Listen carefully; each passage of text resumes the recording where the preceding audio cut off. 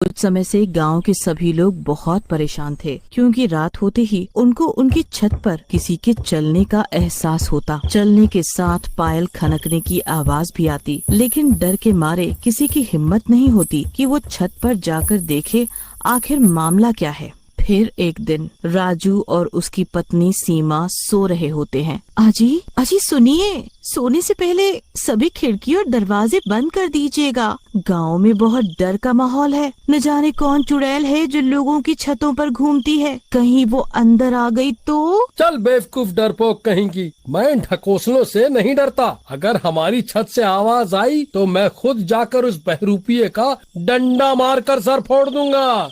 फिर रात 12 बजते ही उनकी छत से किसी के चलने की आवाज आने लगती है। अरे नौश पिटे, खोली जबान के आदमी, तेरे बोलते ही आज ये हमारी छत पर आ गई। अरे बेवकूफ डरपोक मोटी औरत, सारी हिम्मत मुझ पर ही दिखानी आती है तुझे।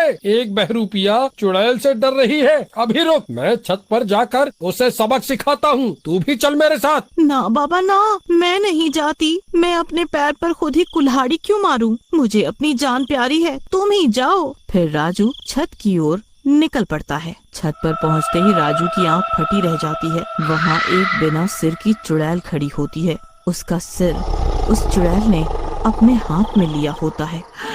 आज मुझे मेरा पहला शिकार मिला। आ गया तू, आज तो मजा ही आ गया। अब तेरे शरीर की मदद से मैं पूरे गांव पर कब्जा कर पाऊंगी।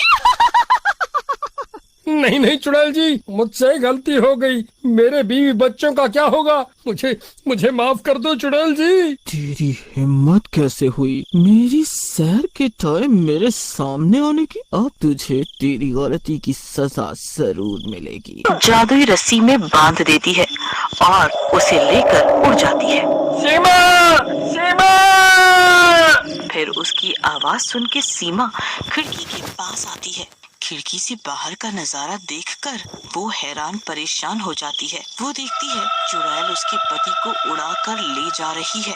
हाय हाय, मैं लुट गई, मैं बर्बाद हो गई है। वो चुड़ैल तो मेरे पति को ही उठा के ले गई। अब मैं क्या करूं? हे ईश्वर, अब मैं क्या करूं? मेरी मदद करो। सुबह होने पर ये बात पूरे गांव में फैल जाती है। अरे भाइयों, वो चुड़ैल कहाँ ले गई होगी राजू को? मुझे तो बहुत डर लग रहा है। मुझे लगता है वो चुड़ैल अभी तक राजू को चट कर गई होगी। सुनो भाइयों, हमें डरने की बजाय समझदारी से काम लेना होगा, तभी हम उस मायावी चुड़ैल का सामना कर पाएंगे। फिर शाम होते ही गांव के कब्रिस्तान से राजू की आवाजें आने लगती है। बचाओ बचाओ, अरे कोई तो सुनो, बचाओ मुझे। ये आवाजें सुन गांव वाले हैरान रह जाते हैं। अरे ये तो राजू की आवाज है, पर इसे तो चुड़ैल उठा ले गई थी। मुझे लगता है चुड़ैल इसे उठा ले गई और यहाँ इस कब्रिस्तान में कैद कर दिया। हमें चलकर उसे बचाना चाहिए। पर भाई, इस कब्रिस्तान में जाएगा कौन? भला अपनी मौत को कौन दावत देगा? हमें ही जाना होगा और राजू को छुड़ा के लाना होगा। आखिर वो भी हमारा ही साथी है। फिर वो दोनों कब्रिस्तान की ओर चल देते हैं। वहाँ से राजू की आवाजें आ रही होती हैं। बचाओ बचाओ बचाओ बचाओ।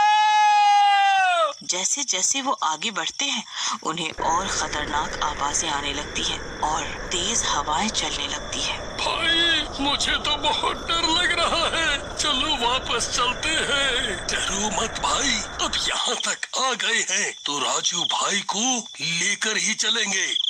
फिर थोड़ी देर में वो दोनों उस जगह पहुँच जाते हैं जहाँ से आवाजें आ रही होती है। वो एक कब्र होती है जिसके अंदर से राजू की आवाजें आ रही होती है। लगता है उस चुड़ैल ने राजू को लेकर इस कब्र में कैद कर दिया है। चलो इस कब्र को खोलें और राजू को बाहर निकालें। जैसे ही वो कब्र खोदते हैं, वही हाथ से अपना सिर लिए सिर कटी चुड़ैल उनके सामने आकर खड़ी हो जाती है। वो दोनों बुरी तरह कांपने लगते हैं हैं। अरे मर गए रे, ये क्या बोला है? भागो भागो। वो भागने की कोशिश करते हैं, लेकिन चुड़ैल उसकी मायावी शक्तियों से उन्हें एक ही जगह से चिपका देती है। अरे उस डायन ने तो हमारा जीना हराम कर दिया है। ऐसे तो हमारे सारे गांव के लोग खत्म हो जाएंगे।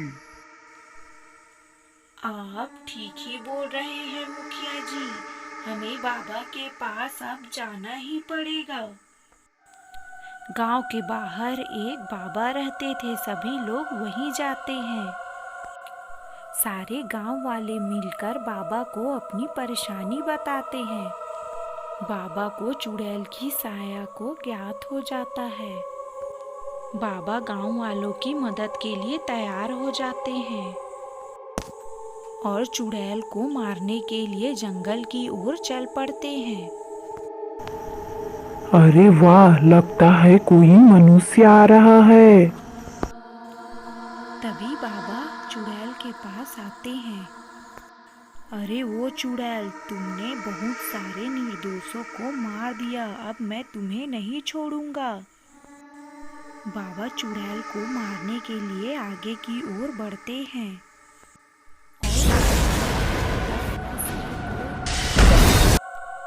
चुड़ैल से अलग कर देते हैं।